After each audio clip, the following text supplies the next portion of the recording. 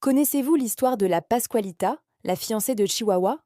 C'est une légende mexicaine qui glace le sang, celle d'un mannequin de cire qui serait en réalité un corps embaumé. Certains disent même que la nuit, elle s'anime et se promène dans la boutique où elle est exposée. Tout commence le 25 mars 1930. Pascualita Perales Pérez Esparza, propriétaire de la boutique de robes de mariée La Popular, expose une nouvelle silhouette en vitrine. Ce mannequin est d'un réalisme saisissant. Vêtu d'une robe de la dernière collection, ses yeux pétillent, sa peau semble rosée, son sourire est énigmatique. Mais ce sont les détails qui troublent les passants. Les ridules sur ses mains, ses ongles légèrement abîmés. C'est si vrai que les gens s'arrêtent, subjugués. Face aux questions sur son origine, la propriétaire reste vague, évoquant Paris ou une prestigieuse boutique de Mexico. Très vite, une rumeur commence à enfler. Les habitants remarquent une ressemblance troublante entre le mannequin et la fille de Pascualita, une jeune fille d'une beauté exceptionnelle, décédée tragiquement le jour même de son mariage. La légende dit qu'elle se tenait devant l'autel lorsqu'elle a été piquée par une veuve noire, ou peut-être un scorpion.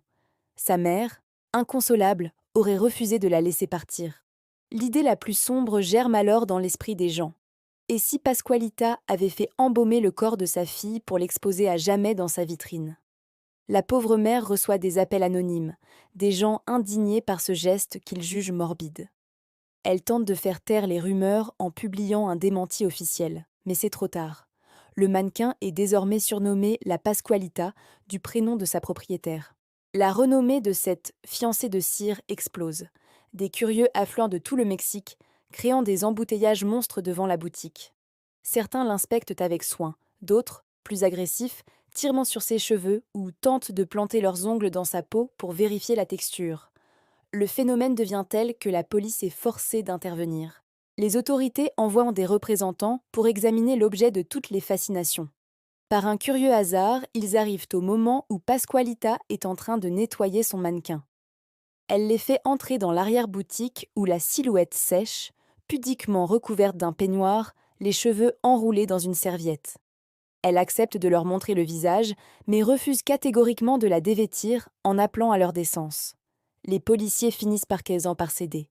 On ne saura jamais ce qui s'est dit ce jour-là, mais par la suite, lorsqu'on les interrogeait sur la véritable nature du mannequin, ils restaient évasifs. Ce silence n'a fait qu'alimenter la légende. Dans les années 60, l'histoire prend une tournure encore plus fantastique. On raconte qu'un mage français, de passage à Chihuahua, serait tombé fou amoureux de la beauté de la Pascualita. Grâce à un sortilège, il la ramenait à la vie chaque soir à 22 heures. Ils se promenaient ensemble dans les rues de la ville jusqu'à l'aube.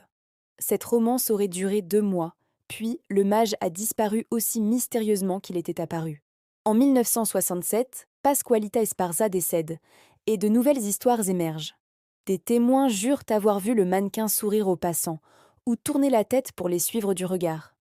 D'autres affirment avoir vu des veines rouges apparaître dans le blanc de ses yeux, avant de s'effacer. Les employés et les habitants disent qu'elle se déplace seule dans le magasin la nuit et qu'on la retrouve souvent dans une position différente le matin. 2 théories s'affrontent alors. Soit l'âme de la jeune fille est prisonnière de ce corps de cire, soit c'est l'esprit de Pascualita elle-même qui a investi son mannequin adoré après sa mort.